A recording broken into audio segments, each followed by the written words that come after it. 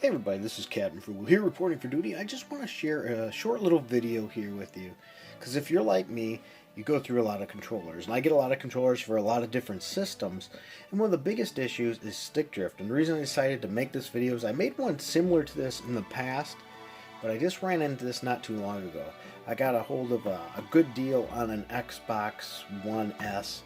And I finally decided to get one. But when I was getting it, the person said the controller didn't come with it. And the reason they said the controller didn't come with it is because it had stick drift. You know, a common issue with Xbox controllers, PlayStation 4 controllers, Switch controllers, PlayStation 3. Now this little tip doesn't work great necessarily for Nintendo Switch controllers. It's the first thing I would try before tearing it apart. But I found another way to fix Nintendo Switch controllers, which I got from another video where actually I had taken it apart and put some cardstock behind a little analog stick, and it worked great.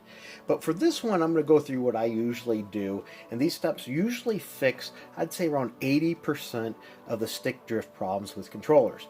First thing I do is I would get some air duster, okay, a canned air of this, shake it up good. It will have, you know, a little bit of moisture will come out of it. So whenever you do this, you want to make sure it dries up. Now you can also get the rechargeable little blowers too, and I have one of those as well. And what you would do is you would squirt that in your analog spot there, any analog one that's giving you trouble. And then what I'd recommend is just wheel it around and do this for a minute or two, and then repeat again. Now this won't solve all of them, but it solves a lot of them. And if you find that you're still having a problem, I would move on to my next stage in the solution of solving the problem, which we're up in the game, if you will. And that's when I would get something like this, QRC electronic cleaner. Now, you do the same thing. Spray it in. Now, this will be, it's quick drying, okay, just so you know that, but it is something you're going to want to make sure you do not have the controller on. Do not turn it on. Okay, it will have moisture and it can destroy your controller. So you shoot that in there, okay? And then I would recommend is, once again, just play around with it. Rotate it around, go up and down, left and right, and just do that for a minute or two. And then repeat the process. Okay, do that a few times, maybe 4 times.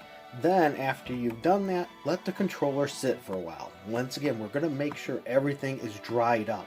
We never want to turn it on when there's any moisture inside. So you let it dry off. And then, after you've given it maybe 5 minutes or so time to make sure it dried, go ahead and give it a shot.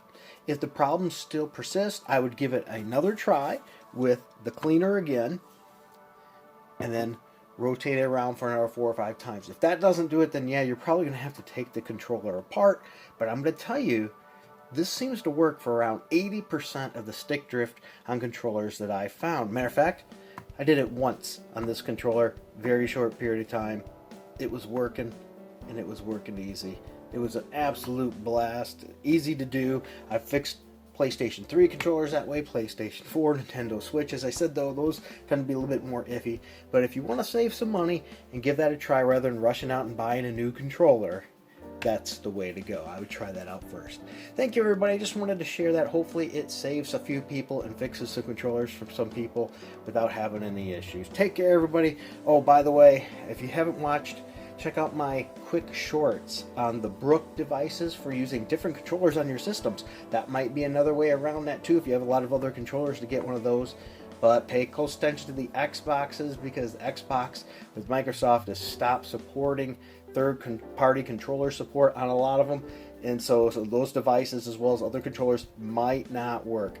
But check out those videos. I think you'll find those devices are pretty good priced and allow you to use a lot of different controllers. So if you have maybe a lot of PlayStation 3 controllers or PlayStation 4 controllers you want to use it on a different device, you'll have that option too as well, rather than spending $40, $50 or more on a controller.